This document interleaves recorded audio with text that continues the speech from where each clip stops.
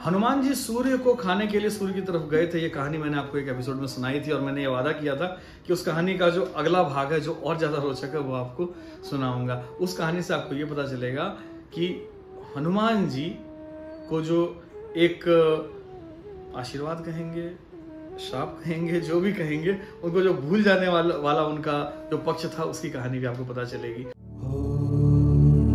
रामदूत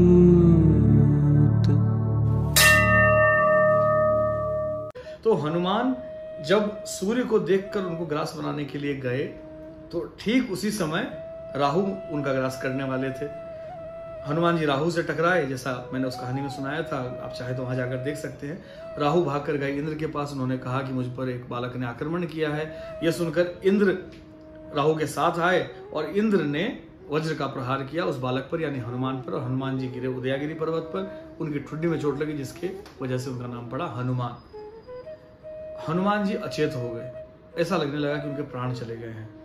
जब पवन देव ने देखा कि उनका जो पुत्र है वो अचेतावस्था में पड़ा है, उन्हें यह भी पता नहीं था कि अचेत है या इसके प्राण चले गए हैं, हनुमान बिल्कुल ही बेसुध पड़े हुए थे। तो पवन देव बुरी तरह से बिलखे, बुरी तरह से रोए और फिर इतना क्रोधित हो गए कि उन्होंने अपनी सारी शक्ति का उपयोग इस ब्रह्मांड के खिलाफ करने का मन बना लिया। उन्होंने क्या किया? उन्होंने अपनी गति रोक दी, यानी पवन की गति रुक गई, वायु की गति रुक गई। तो आप समझिए कि संसार में क्या से क्या हो सकता है। हवा चलना बंद हो गया, सांस लेना दुभर हो गया सबका, और बाहर सांस लेना दुभर हुआ, और अंदर ही अंदर जो वायु की प्रक्रिया होती है, आप जानते हैं कि वात अगर असंतुलित होता है तो कितने सारे रोग होते हैं। तो अंदर का वात भी जो है वो बीमारियां अचानक ही बीमारियां होने लगी, अचानक ही उधर फूलने लगे। देवताओं के सब परेशान हो गए। जब पूरा ब्रह्मांड परेशान हो गया तो देवता, किन्नर, जितने तरह के प्राणी होते हैं, गंधर्व, देव, सब लोग मिलकर गए ब्रह्मा जी के पास। उन्होंने कहा कि अब क्या करें, ऐसा ऐसा हो गया है। तो ब्रह्मा जी को सब बातें पता तो चल ही रही थी।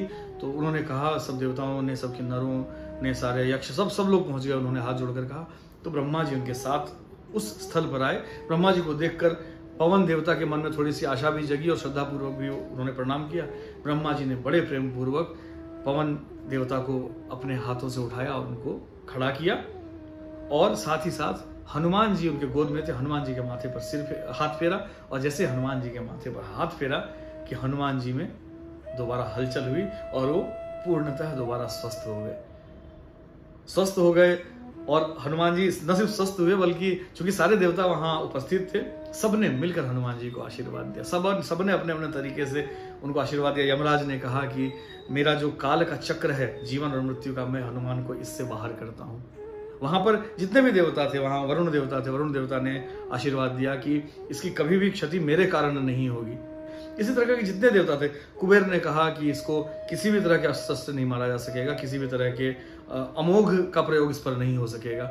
जो दुनिया भर के शस्त्र बनाने वाले थे, विश्वकर्मा जी, उन्होंने कहा कि मेरे बनाए हुए किसी भी, पूरे ब्रह्मांड में शस्त्र केवल मैं बनाता हूं और मेरे बनाए हुए किसी भी शस्त्र से इसकी कभी भी मृत्यु नहीं होगी। सब लोगों ने मिलकर आशीर्वाद दिया और हनुमान जी तब से अनंत शक्तिशाली हो गए। लेकिन with power comes what? Power corrupts, and absolute power corrupts absolutely.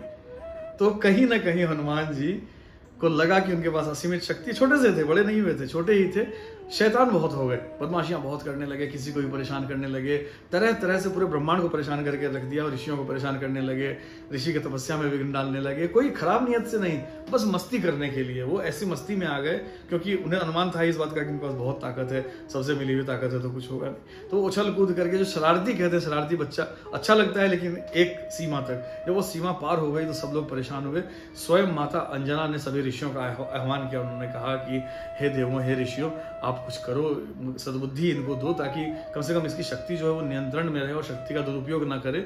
और इतना अगर उच्छृंखल रहेगा तो ज्ञान कैसे प्राप्त करेगा, कैसे पढ़ेगा, कैसे सीखेगा, कैसे ये शस्त्र और शास्त्र में दीक्षित होगा, कैसे इसका जीवन चलेगा। तब जाकर सब ऋषियों ने उन्हें, हनुमान जी को, भृगु ऋषि के सबसे आगे थे इसमें, और उनके साथ साथ सब ऋषि लगे हुए थे पीछे, सबने मिलकर, अब दोबारा यह प्रश्न की श्राप था या आशीर्वाद था, वो समय के हिसाब से बदलता रहा।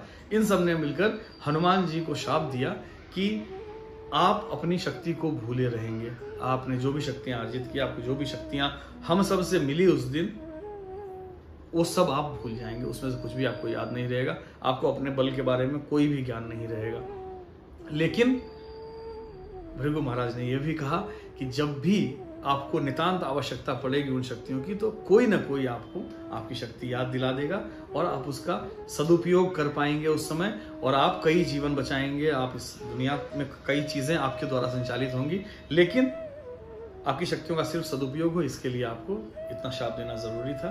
उस दिन से हनुमान जी ने अपनी शक्ति भूलना शुरू कर दिया और धीरे धीरे वो अपनी शक्ति भूल गए। उसी क्षण से बल्कि सारी शक्तियां भूल गए, और जब भी जरूरत पड़ी तो उन्हें अलग अलग लोगों ने समय समय पर, अलग अलग समय पर उनकी शक्ति याद दिलवाई। उसके बाद उन्होंने इतनी बड़ी बड़ी लीलाएं की। तो ये जो अभी हम श्रृंखला कर रहे थे, मैं जो श्रृंखला लेकर आपके बीच आया था रामदूत, उसका अभी के लिए स्थगन है। ये 10वीं और अंतिम कथा थी। यहाँ पर थोड़ा सा स्थगन लेंगे, कुछ समय के बाद दोबारा जुड़ेंगे। अभी इन 10 कथाओं की श्रृंखला को देखिए और जरूर बताइएगा कैसा लगा, और जुड़े रहिएगा मेरे साथ इसी चैनल पर, इसी फेसबुक पर, इसी यूट्यूब पर। यहीं पर बातें होंगी। बहुत बहुत धन्यवाद। जय श्री राम। रामदूत